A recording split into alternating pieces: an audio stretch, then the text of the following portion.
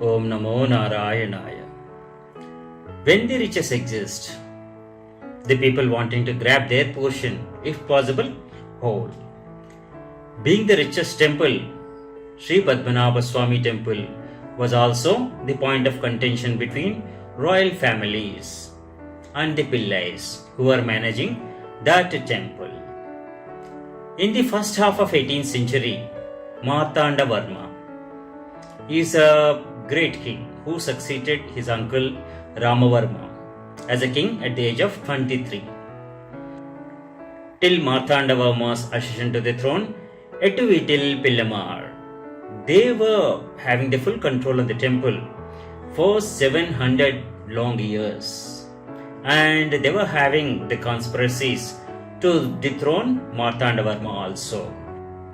The Travancore royal family is associated with the Ananta Padmanabha Swami temple in terms of administration. But actual control is held by Ettuvitil Pillamar.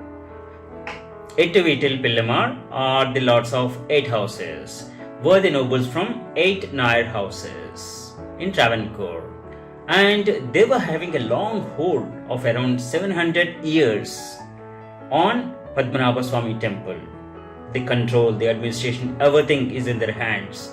The royal, Travancore royal family, it's only for the name's sake, but actual control is held by Pillamar family. These Pillamars are wielding the control over the temple until Martanda Varma, the last king of the Venad and the first king of Travancore, defeated all the Pillamars in 1730s. These Pillamars were planning a conspiracy even to root out Martanda Varma.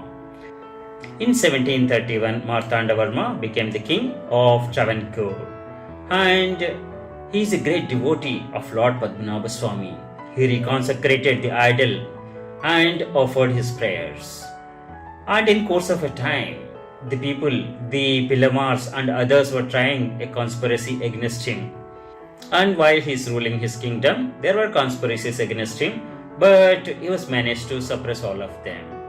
And in 20 years of his rule, around 1750, he took a decision to surrender the kingdom of Travancore to the Padmanabha Swami, the deity at the temple, and he pledged that he and his descendants would be agents, vassals of the deity, who would serve the kingdom as Padmanabha Dasa. This is a great thing any king ever has done. Since then, the name of every Travancore king was preceded by the title Sri Padmanabha Dasa, and the female members of the royal family were called Sri Padmanabha Sevins. He gave a lot of grants to the temple and made a clear-cut instructions about the relationship between Maharaja and the temple. He clearly mentioned and highlighted that there is no deviation whatsoever should be made in regarding to the dedication of the kingdom to Padmanabha Swami, and all the future acquisitions, territorial acquisitions, should be made over to the Devaswam, to the temple. That is how he made the will, and that's being followed even today. The Padmanabha Swami temple and its property are controlled by Etra Yogam. It's a king and council of 8 with the assistance of Ettuvitil Pillamar. So earlier we discussed about Pillamars. The Etra Yogam consists of the members including Maharaja of Travancore. The temple and its assets belonging to the Lord Padmanabha Swami were long controlled by the trust, a trust headed by Travancore royal family. And there was some petition filed against the transparency of the assets, use, misuse, and the case in Supreme Court gave some interim judgment, and the final judgment is given in favor of Travancore royal family for leading the management of the temple, including administration. The case was heard in Supreme Court of India and gave some interim judgment, and finally gave the judgment in favor of Travancore royal family for leading the management of the temple. That's in July 2020. current Maharaja of Travancore, Moolam Tirunal Ramavarma, is the trustee of the temple, and Padmanabha Swami is their family deity for the royal family of Travancore. Ananta Padmanabha Swami survived the onslaught of the invaders and is the richest temple in the world. In 17th and 18th centuries, the invaders plundered, they looted the temples, and the royal kingdoms, wiped out the royal kingdoms.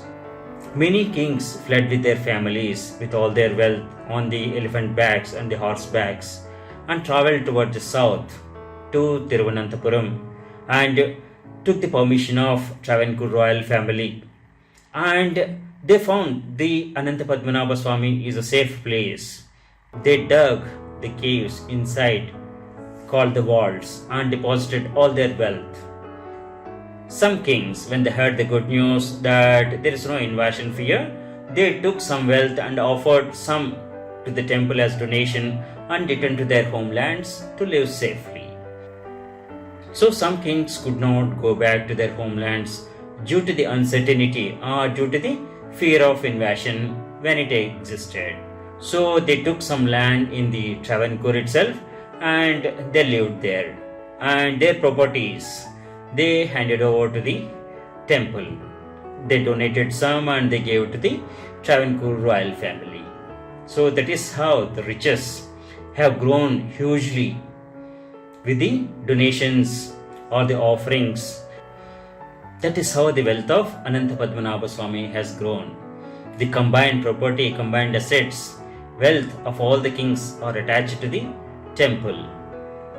That includes simhasanas, chairs, golden pots, precious stones, diamonds, whatnot. It's all glitter everywhere. It's all the wealth. So here comes about the management, mismanagement, or misappropriation of the assets, temple assets. That is worth in billions of dollars. Of assets, tons of gold lying with the temple, owned by the temple.